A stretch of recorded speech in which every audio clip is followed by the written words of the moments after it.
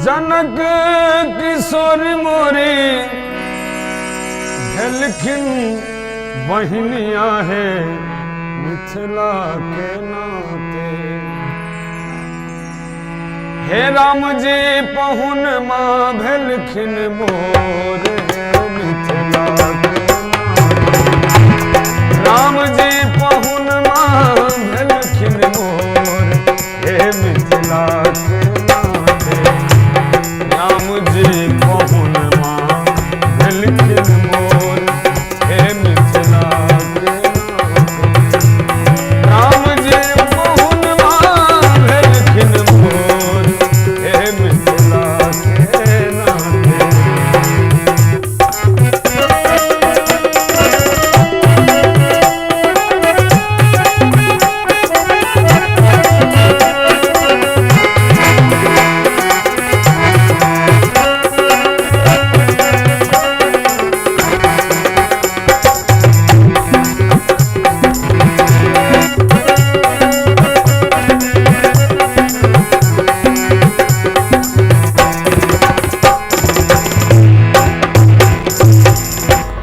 सिया सुकुमारी छछे अमर। सिया सुकुमारी छछे प्राण हूँ से प्यारी है मिथिला के नाते। प्राण हूँ से प्यारी है मिथिला के नाते। प्राण धन कौशल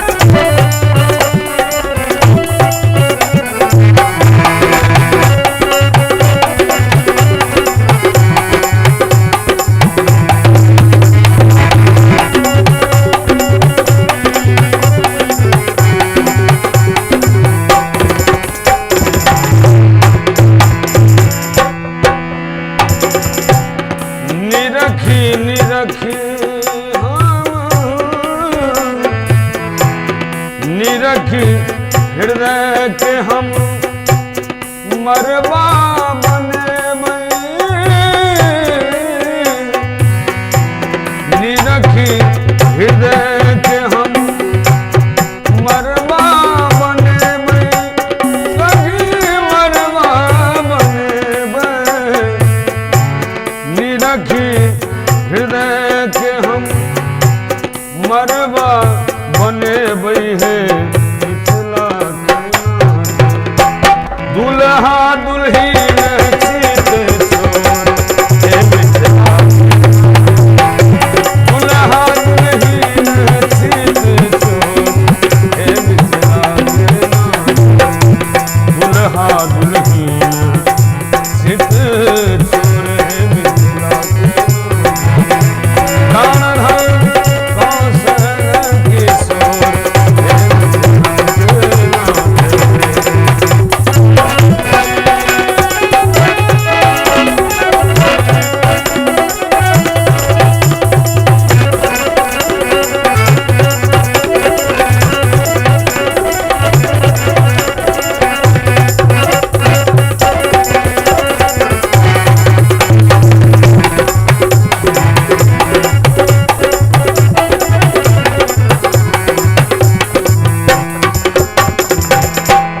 दुल्हा दुल्हीन संग जीवन बितेबे। जीवन बितेबे दुल्हा दुल्हीन संग जीवन बितेबे है मिथिला के नाते। हे मिथिला मिथिला के नाथे रूप लता लखी दृग पोर रूप लता लखी दृग पोर है मिथिला रूप लता लखी दृग पोर है मिथिला के जनक किशोर मोरे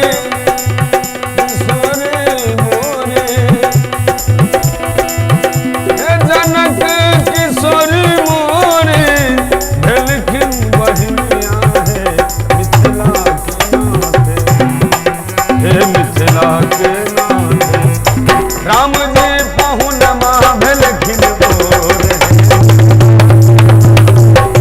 राम जी पहुनमा भेलखिन मोर हे मिथिला के नाथे राम जी पहुनमा भेलखिन मोर हे मिथिला के नाथे राम जी पहुनमा भेलखिन मोर हे मिथिला के नाथे राम जी पहुनमा भेलखिन मोर हे मिथिला